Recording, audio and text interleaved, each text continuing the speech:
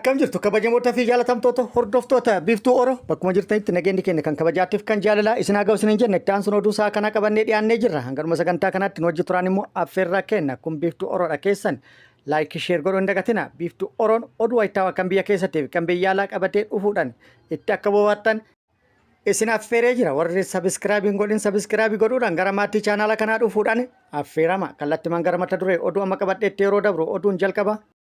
Adda bilisummaa Oromoo ABO'n waajjira isaa Gullallee har'a eebba manguddootatiin kan banate yoo ta'u, banatuun waajjira isaa kun immoo gaafilee garagaraatiif yaada garagaraa namoota garagaraa irraa kaasee jira isin biraan geenna. Oduun itti aanu jeneraalonni mootummaa marii gaggeessaa turan irratti hanqina isaan mudate irraa ka'uudhaan quba walitti qabuun wal dura dhaabbannaa hamaa keessa akka galan dhagahamee jira. Dabalata oduu kanallee qabna. Oduun itti aanu waraanni bilisummaa Oromoo kaampii waraana mootummaa tokko irratti tarkaanfii fudhateen injifannoo boonsaa yookaan cululuqaa argadhe jedhee jira. Dabalata isaa isin hin geenna. Oduu biyya alaatiin haleellaan Ameerikaan buufata niikuleeraa Iraan irratti raawwatte raafama siyaasatii fi akkasumas balaa hamaa addunyaa dhaqqabsiisuu danda'a jechuudhaan sodaan guddaan uumamee jira. Guutuun oduu kanneenitii fi kan biroollee akka itti aanu kanatti isiniif dhiyaata kunooti. Adda bilisummaa Oromoo ABO'n waajjira isaa muummee sirna eebbaa ho'aa manguddootatiin guyyaa har'aa banatee jira. Waajjirri kun cufatee yeroo dheeraaf kan ture torbaan tokko dura kan deebi'eef.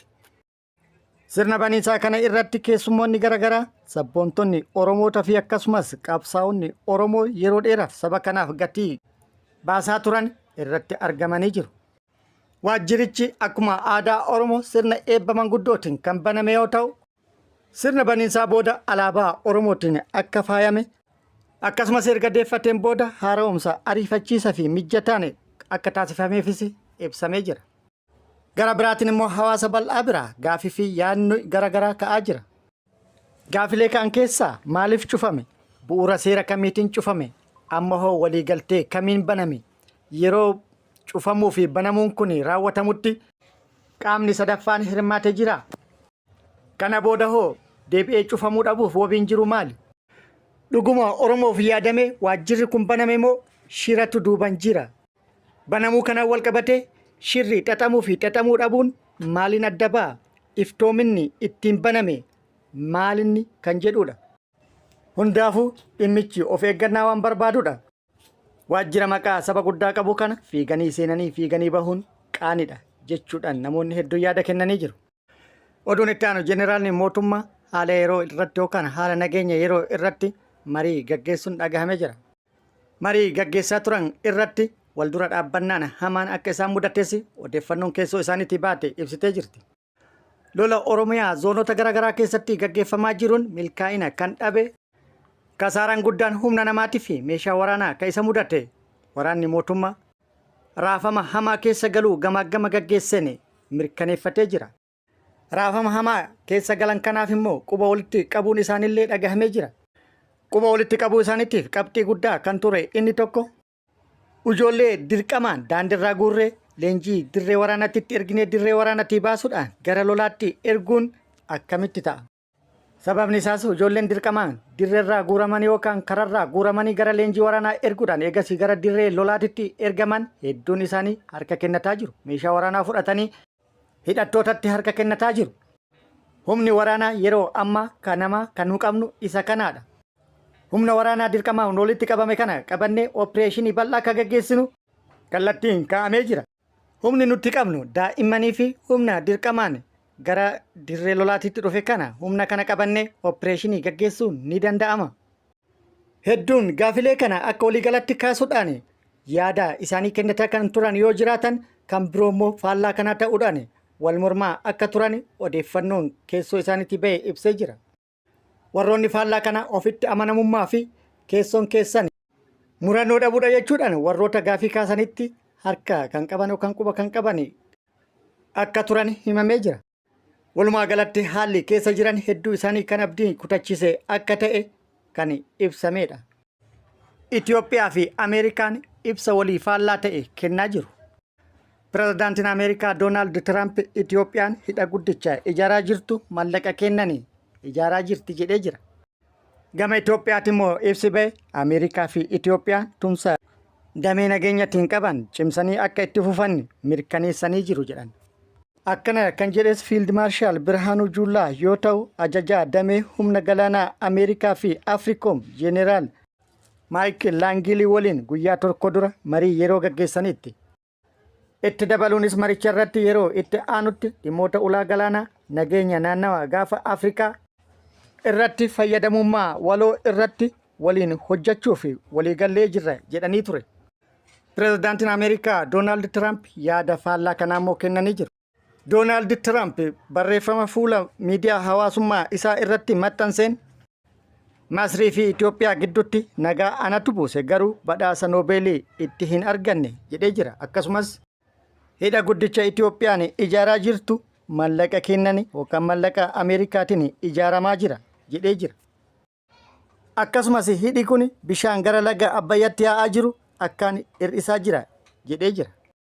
Mootummaan Itoophiyaa yaanni mootummaan Ameerikaa Doonaald Tiraamp dhiyeessan kun dogongora yoo jedhu ummata biyyattiitti immoo burjaajii uumee jira. Ummanni hidha guddicha kana qabeenya isaatiin humna isaatiin akka ijaarataa jiru beeka.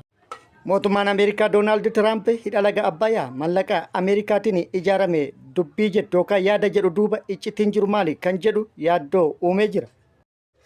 Waraanni bilisummaa Oromoo zoonii lixaa Wallagga lixaa aanaa mana sibuutti har'a barraaqan haleellaa mooraa waraana mootummaa irratti raawwateen injifannoo boonsaa argadhe jedhee jira. Waxabajjii 22,2025 Wallagga lixaa aanaa mana sibuu ganda waankii jedhamutti mooraa waraana mootummaa irratti barraaqan haleellaa raawwateen mooricha guutumaan guututti hojiin ala akka taasise akkasumas haleellaa itti seenuun raawwateen loltoota mootummaa hedduu addunyaa kanarraa godaansise hedduu madoodhaan adabuun injifannoo boonsaa irratti argadhe jedhee jira. Akkasumas meeshaalee waraanaa hedduus kan irraa hiikkate akka ta'es odeeffannoon gamas irraa baate ibsitee jirti. Dabalata oduu kana yeroo itti aanutti qabannee dhufna. Walumaa galatti lolli Oromiyaa bakkoota garaagaraatti itti fufee jira. Har'as giddugala Oromiyaa bakkoota garaagaraatti akkasumas lixa Oromiyaa bakkoota garaagaraatti lolli hamaan gaggeeffamaa akka oole odeeffannoon ba'aa jiran ni mul'isu. Yeroo itti aanutti irratti qindeeffannee odeeffannoo guutuu isiniin kenna. Oduu biyya alaatiin Ameerikaan lola Iraanii fi Israa'elitti makamuun muddamsuu guddaa addunyaa uumee jira. Haleellaa Ameerikaan buufata niwukileeraa Iraan irratti raawwatteen raafamni hamaan akka addunyaatti dhagahamaa jira. Namoonni garaagaraa fi akkasumas biyyoonni garaagaraa yaada garaagaraa kennaa jiru. Haleellaa Ameerikaan buufata niwukileeraa Iraan irratti raawwatteen seena qabeessa kan jedhe pireezidaantii Israa'el. Haleellaan Ameerikaan Iraan irratti raawwatte seena qabeessa ta'uun alattis Ameerikaa fi Israa'el gidduu michoominni gadi fagoo ta'e kan jiru kan agarsiisu jedhee jira. Ministeerri Haajaa Alaa Iraan immoo akka jedhetti Tiraamp haleellaa Iraan irratti raawwateen uummata Ameerikaatii fi Iraaniin ganee jira jedhee jira. Akka inni jedhetti pireezidaantiin Ameerikaa kan filatame waraana gama keenya jiru dippiloomaasiidhaan goolabuuf akka ture waadaa galee ture.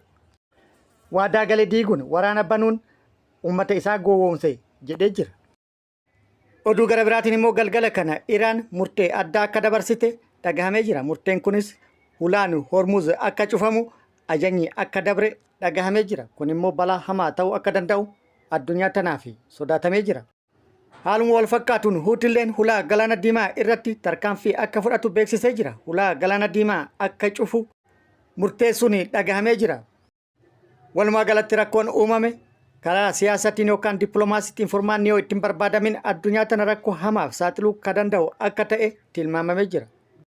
Haleellaa Ameerikaan raawwatte kana hordofuudhaan biyyoonni garaagaraa yaada garaagaraa kennanii jiru. Oomaan giddugalummaadhaan Ameerikaa fi Iraan dhimma niwukileeraa irratti mariisisaa kan turte haleellaa Ameerikaan raawwatte kana cimsitee balaaleffattee jirti. Haleellaan Ameerikaan kallattiidhaan raawwatte kun kan rakkoo babal'isu jettee jirti. Michuu Ameerikaa cimtuu kan taate Saawud Arabiyaan birmadummaan Iraan sarbamuun sirrii miti jechuudhaan balaaleffattee jirti.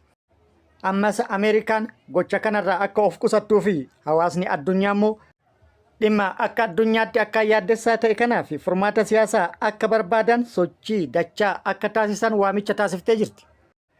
Ministeerri Haajaa Alaa Qaataar yaada kenneen haleellaan Ameerikaa raawwatte akka naannootii fi akka idil addunyaatti balaa hamaa kan qabu jechuudhaan yookaan kan fiduu danda'u jechuudhaan akeekkachiisee jira. Pirezidaantiin Libaanos Joosef Aawun yaada kenneen US wiirtuu nukleeraa Iraan irratti haleellaa raawwachuun sodaa fi muddamni inni uumu kan naannootii fi kan biyya tokkootii oli jedhee jira. Ministeerri muummee UK Keir Starmer yaada kennaniin Ameerikaa yaaddoo hamaa sagantaa nukleeraa Iraan laaffisuuf tarkaanfii fudhatte jedhanii jiru. Iraanis gara marii nukleeraatti deebi'uu qabdi jedhanii jiru. Walumaa galatti biyyoonni hedduun yaada kan kennan yoo ta'u yaadni kun kan US deeggaru yaadni kun immoo gama Iraan goruudhaan kan Iraan deeggaru akka ta'e bal'inaan mul'ataa jira. Oduu gara biraatiin immoo suuraaleen saataalaayitii haleellaa US dura sochii wiirtuu nukleeraa Iraan keessa turan agarsiisu ifa ta'ee jira yookaan bahee jira. Suuraalee saataalaayitii kanas ifa kan godhe dhaabbata saataalaayitii Maaskar jedhamu yoo ta'u suuraaleen kunis sochii gabbisa yuuraaniyeemii Iraan Foordoo keessatti guyyoota dura ture kan agarsiisudha. Maaskar akka jedhetti suuraaleen kunneen waxabajjii 19 fi 20 kan kaafaman yoo ta'u balbala wiirtuu nukleeraa lafa jalaa kanatti konkolaataan hin baramne tokkoo fi sochii konkolaatatu biroo kan agarsiisu jedhee jira. Kunis Iraan galteewwan nukleeraa gara biraatti jijjiiritti yookaan geejibitti kan jedhu shakkii uumee jira jedhan. Israa'el illee gama isiitiin odeeffannuma jiru kanarratti hundaa'uudhaan sochiin akka ture akeekuudhaan Iraan galteewwan nukleeraa buufata keessaa baasuun akka hin oolle tilmaamtee jirti.